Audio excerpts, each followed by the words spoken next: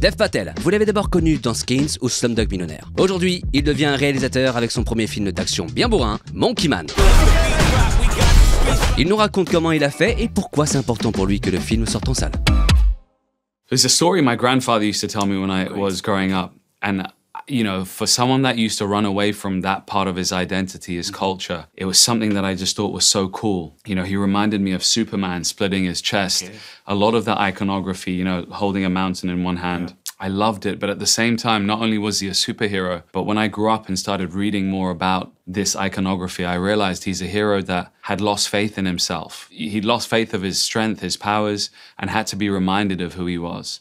And that, for me, became the core of this story of a very unlikely hero that needed, you know, an outsider, someone that's, you know, part of the marginalized, voiceless, that finds other outsiders to kind of, you know, build him up and make him the hero that he is. Hanuman fought in this great empire of Lanka, this 10-headed demon with this guy Ram, and he helped Ram get his princess back, Sita. So we have all of our kind of, you know, he apparently burnt down this empire with his tail. So even me putting a gas canister on this building called Kings and trying to burn it down, there's loads of little Easter eggs in the film like that.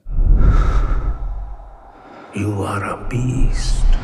I think I'm just a product of just consuming all of that cinema. Growing up, you know, being exposed to these like Bollywood films my parents would watch, to all the Kung Fu movies and the Korean cinema that changed my life. You know, I wanted to really create an expression that was true to me, something that I would love to see as an action fan. As a genuine fan, I was like, okay, they haven't done this yet, you know, and the genre, I believe, can hold more than just pure action. It can have soul, it can have, you know, talk about politics and religion and the caste system. Then the revenge can feel so much more sweeter and earned.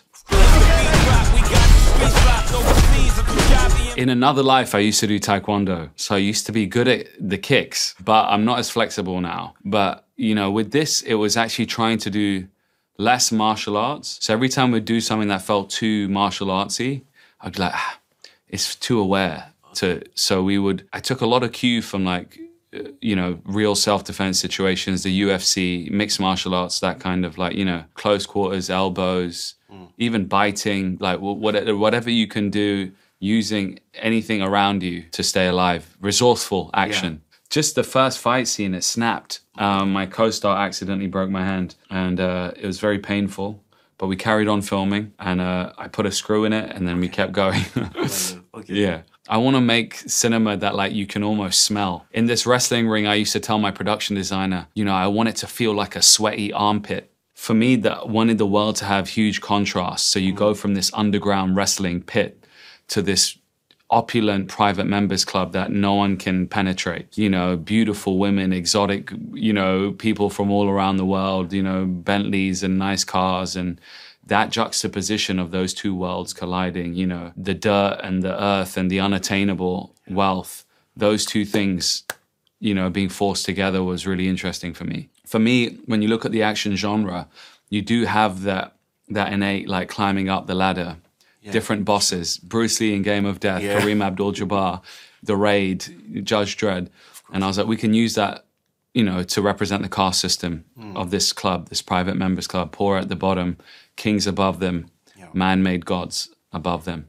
I feel for me, it's at its core, it's a revenge film about faith. And like, I feel like, you know, even if we're talking about Hindu iconography and mythology, for me, religion at its best is a uniting force. You don't fight for your side, you fight for people. So, you know, that's what that's about. Religion, you know, can be used as a divisive force, you know, like football teams. But if you really love the game, you love the game. God, the cinematic experience is the best, you know, to sit in a room full of strangers in the darkness, all facing forward, all in anticipation of the journey ahead. That is the greatest equalizer.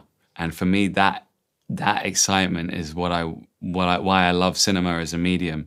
You know, it doesn't matter what age, race, you know, part of society you come from. When you sit in those seats, you're all equal. You know, waiting to be bathed in the light of what's to come. Yeah. And it's the greatest medium for that reason. Konbini!